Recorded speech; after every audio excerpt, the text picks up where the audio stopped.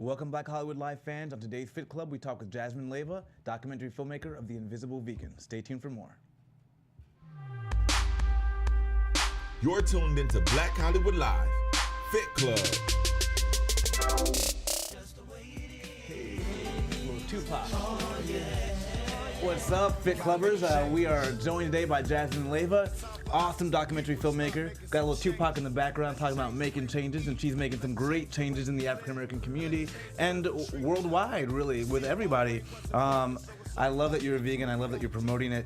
As you guys know, my name is Shaka Smith. You guys can find me on Twitter, Instagram, and Snapchat at Shaka Strong. Where can they find you? Oh, they can find me on Instagram at The Invisible Vegan, Twitter, Invisible Vegan, or Facebook, The Invisible Vegan. Awesome. Well, welcome. We're down Fallon, our other co-host, but hopefully we'll have you back in when she's in town as well. I would love that. But I'm so excited about this whole, I'm vegan. I've been vegan for about a year and a half. And so, yeah, it's so great to discover other vegans. It's been a growth period for me, and like I go to your Instagram, and what is it? You're a vegan badass, and you're set on fire. So I just want to know, how did this start for you? Okay, so I've been flirting with veganism for about a decade. For a long time, I was a Jasmine-tarian.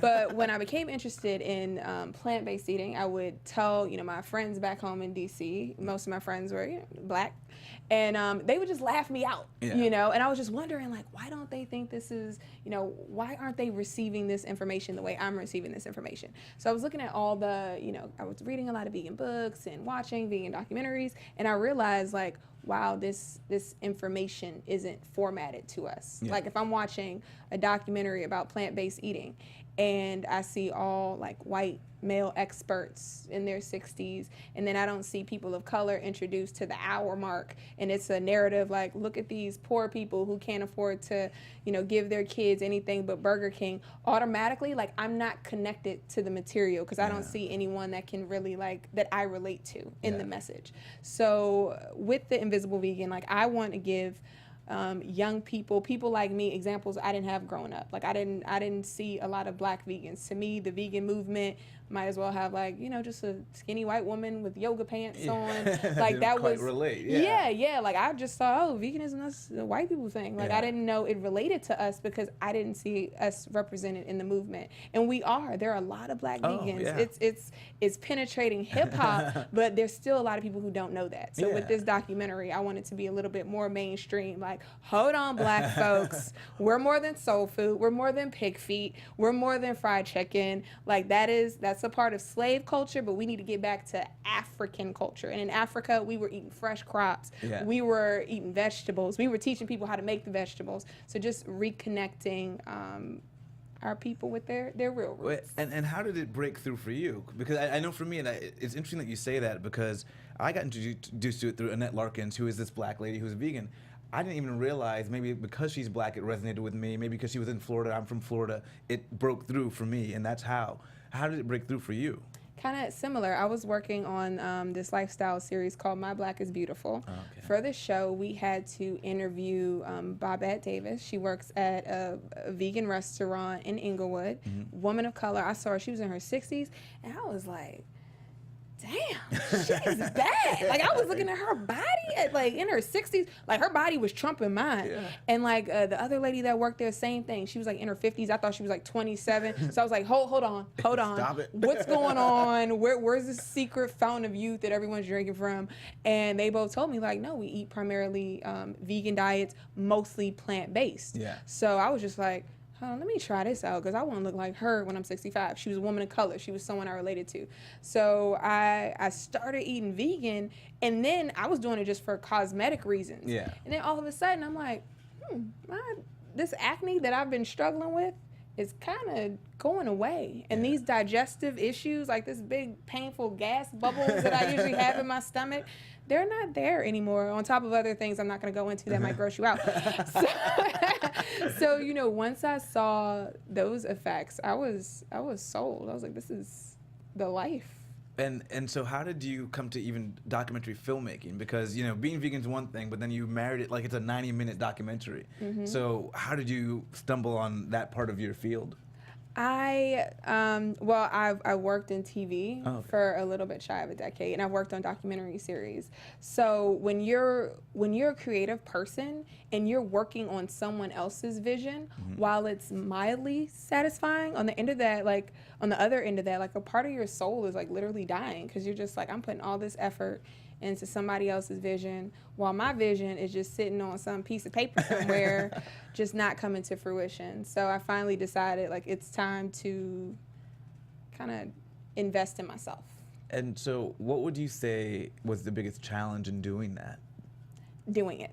Yeah. The biggest challenge was overcoming fear and letting go of that need for security. Like, it's just like, no, I don't care about retirement right now. I don't care about a house right now. I don't care about a wedding right now, because all these racks on racks on racks that I have, they're gonna go to my vision so I can build something. So hopefully I don't have to, worry about retirement and all that stuff later for the little, crumbs they wanna give me. Like, I want to build an empire, or like, who has a 50 Cent? I wanna get rich or die trying. Yeah. But I don't wanna settle for like, and either way, the you're 9 to 5 fulfilled. crumbs. Yeah, you just feel fulfilled. Like when I'm at work and I'm email after email, like I'm sad, I'm stressed. But when I'm doing email after email for my own vision, I'm like hyped. Like I'm like motivated. I'm like, look at all this. Look at these people trying to give me grants. Look at me working. Look at these people trying to like put me on their shows. Like it's just a different vibe. Oh, that's amazing. And hopefully people take that lesson, because so many people were out here grinding in Hollywood and LA, especially in LA, City of Dreams, but people don't actually kind of go for their vision. Do it. But one thing I was surprised about, so, obviously I just came up, I don't know why it's obvious, but I've been watching 13th. I watch it like, every couple months just to remind myself what's going on and to affect some change. And I thought it was so interesting that your documentary also goes into socioeconomic causes and the causes of slavery and how that has impacted the way we eat today. That's why I wanted to start with that Tupac changes, like, let's change the way we eat, let's change the way we live. Tell me a little bit more about that.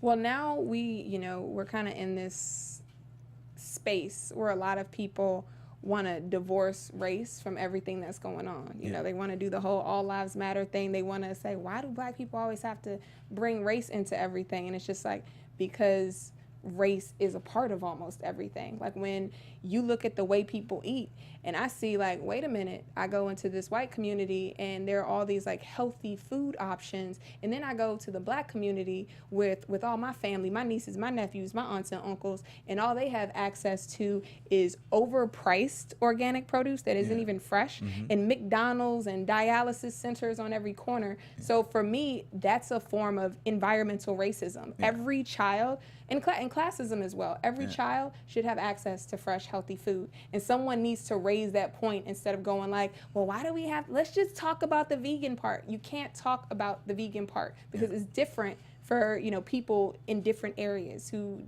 different socioeconomic backgrounds. Yeah, and having access to, I guess, what you said, even like having cheap organic fresh food. Because I get so many people saying, oh, it's so expensive, but I'm like, I'm able to shop around and find cheaper areas.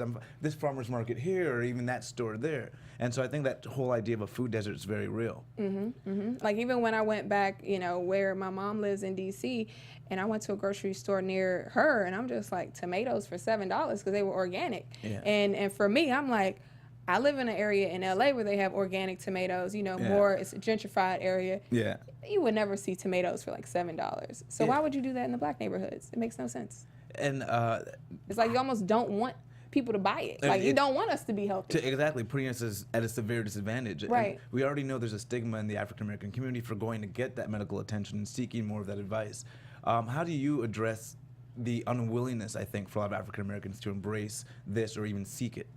With patience, because one thing that I address in my documentary, a flaw I see in some kind of vegan outreach approaches is they want to force it on people. Yeah. But you have to take into consideration psychologically, if someone's been doing something for 30 years, that's what they've been conditioned to do. Yeah. You can't, it's unrealistic to expect everyone to just change overnight. But it is realistic for you to, give people the information and kind of like let them go at their own pace. Don't force it on someone, but you get more bees with honey. Yeah.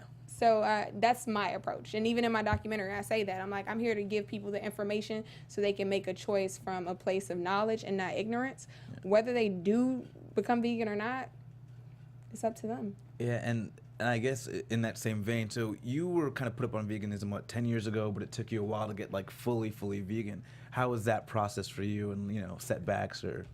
It was, well, if you know better, you do better. Mm-hmm. And before, when I was going vegan, it was for cosmetic reasons, and it was a thing where, if I eat mainly plant-based and eat some chicken every now and then, it's not going to hurt my stomach. But I wasn't thinking deeper than that. I wasn't thinking that, you know what, this system we got going on with the animals. Before, I wasn't connected to that. Again, didn't have those examples growing up, didn't have a lot of compassionate black women teaching me, hey, maybe we shouldn't be slaughtering these animals in that manner. Hey, maybe we should actually care about the environment. Yeah. I didn't have that message drilled into me as many times as I saw a McDonald's commercial. Yeah. So once I started reading more, reading more documents and books and watching, documentaries on veganism, then it clicked, because it was like I got the message several times and it became ethical instead of cosmetic. Yeah. So was there like a shift? So like 2 years ago you said, okay, now is the time? Yes, 2 years ago. And as a matter of fact, it was John Salley. Oh, great. It was actually John Salley. Shout out to John. I didn't tell him this, but when I interviewed him, he asked me, was I vegan? I was just like, no, I do what I can, but I'm giving myself, I had my whole spiel, and he was just like, you can't stick to your conviction. Are you making this excuse for you or me? Oh, wow. And I was like, well, damn. Real. He well, damn. And he doesn't know, like, after that day, I was just like, because I consider myself a real chick. And I'm like, you know what? At the end of the day, thank you for calling me out. Yeah, thank you for calling. You, right? Yeah, it stuck with me, because people don't call you on your stuff. Exactly. So, vegan ever since. And so he's in the documentary, right? Yes. Who else were you excited to have in the documentary? Everybody. I was excited I was excited to have Stic from Prez, because I feel like he represents cool. Yeah. And like a lot of times when people think of vegan, they think of, it just doesn't always come off as it's cool. Like cool, yeah. But he's like this, just to have like this black, smooth hip hop rapper in there. I just felt he added an element that's missing to like the mainstream movement. Genesis Butler, at the time she was an 8-year-old activist for animal rights. So just to have that child's voice. So many people. Oh, Tracye McQuirter. I loved, I read her book by Any Greens Necessary, and just how she broke down everything, like what they do to the chickens and the cows. And her book is written in a very practical way to help you connect with the information. Yeah, so she's got the starter guide, right? Yeah, she has the African American vegan starter guide to like show, and you can get it online for free. It's a PDF. Oh, okay. Just download it. And everyone. That's awesome. So this is a trailer out for Invisible Vegan? Yes. Okay. Yes. Where can they find that trailer? You can go to theinvisiblevegan.com on YouTube. It's the first thing that comes up. Okay, awesome. And then when is the film being released? Where can people see the film once it's released? So, glad you asked. So Saturday after next, July 15th, I am hosting my first The Invisible Vegan screening at the Colony Theater in Burbank. So if you're around, it's going to be a black tie event, catered.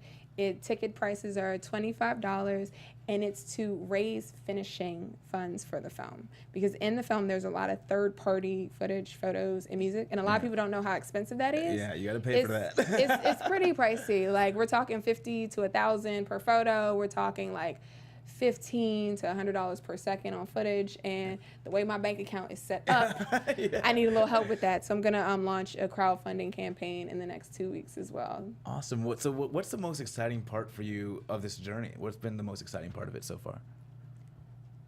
Seeing that I could do it. It's one thing.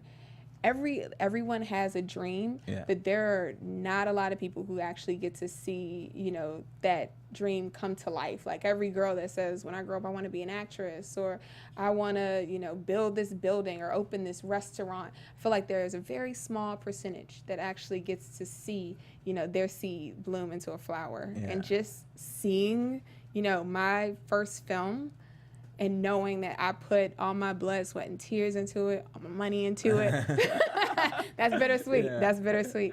But it's just a beautiful feeling to know that you can make dreams into reality. Oh, that's awesome.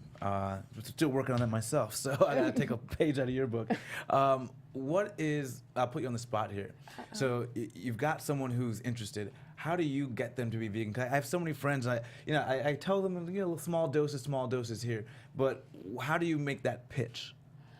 The best way to actually get people hooked is to let them taste something good. True. That's where I found most of my luck. Like it was, I had this one friend, she came to visit me from New York. Yeah. And so she was staying with me for a few days, and I was taking her out to all the places I go eat, making her my own food. Yeah. And she was like, this whole time, I thought you were depriving yourself. Girl, you out here living life. Like, she loved the food. And so after that, of course, she started, like, eating more, like, plant-based dishes. So just, like, letting people see, like, no, vegan food can be really delicious. Really dope. Because you have to have, like, a sense of, you have to know, like, flavor profiles in order to make it taste good. Whereas most people, it's just like, they can't cook. It's like, you're melting cheese and putting salt and sugar on everything. And that's not. And you can still have mac and cheese. Vegan mac and cheese. Right, you can still have vegan fried chicken. Do that stuff. And how do you, for yourself, because I know it gets a little tough for me, there is healthy vegan and there's unhealthy vegan. And I don't think people realize that. People think, oh, you're vegan, you're having like sand and lettuce. I can go have fried chicken, I can have mac and cheese, I can eat Oreos. Mm-hmm. So how do you make that balance? Do you make that balance? I know, I was sitting there thinking of like this vegan Ben & Jerry's ice cream that was in my freezer. So good, right? Yes, so good. And they're all coming out when I would like, and I would say a lot of these mainstream guys are now making vegan corollaries. Right. So, and it's not necessarily healthy, but it's better than better than the real thing. Exactly. In moderation, like for the most part, I try to go mostly plant-based. Like in the morning, like I try to start off with some kale, banana-y, cashew-y shake, and then try to have like one salad or soup midday, and then at the end of the day, like then it's just bring on the carbs. That's actually my approach bring on too. Everything. I go plant-based, like really plant-based for breakfast and lunch, and then dinner. Dinner is like party. That's awesome. That's awesome. Well, I love that you joined us here today. This has been amazing. The Invisible Vegan again. Where can they find it one more time? You can go, if you want to see the teaser, you can go to YouTube, The Invisible Vegan. You can go to the website, theinvisiblevegan.com, Instagram, @theinvisiblevegan. Check us out. Cool, and there'll be a link to the crowdfunding when that starts, right? Yes. Well, thank you for joining us. I'm so happy you were here. Oh, thank you for having me. Again, guys, you guys can find me on Instagram, Snapchat, and Twitter @ShakaStrong. Where can they find you? You can find me at The Invisible Vegan on Instagram and @InvisibleVegan on Twitter. Oh, thank you for joining us. Thank you for having me. Bye, guys.